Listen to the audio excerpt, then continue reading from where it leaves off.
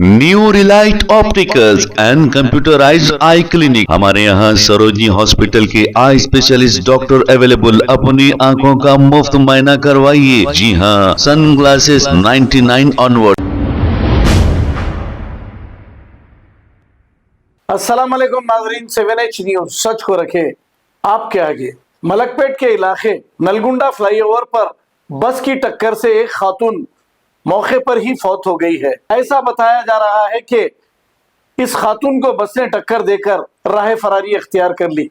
जैसे ही पुलिस को यह इत्तला मिली, पुलिस मौके पर पहुंचकर खातून की नाश को पोस्टमार्टम के लिए दवाखाना मुंतकिल कर दिया और एक केस दर्ज करते हुए तहकीकात का आगाज किया है।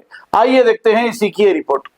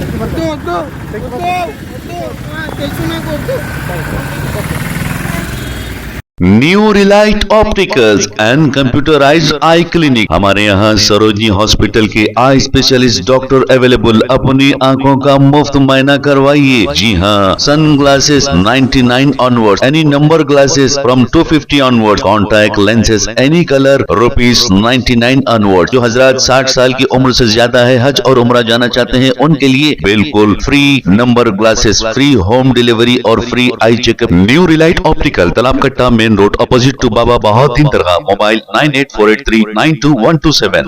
प्लीज हमारे चैनल को लाइक करिए, शेयर करिए, सब्सक्राइब करना ना भूले। 7H न्यूज आपकी आवाज।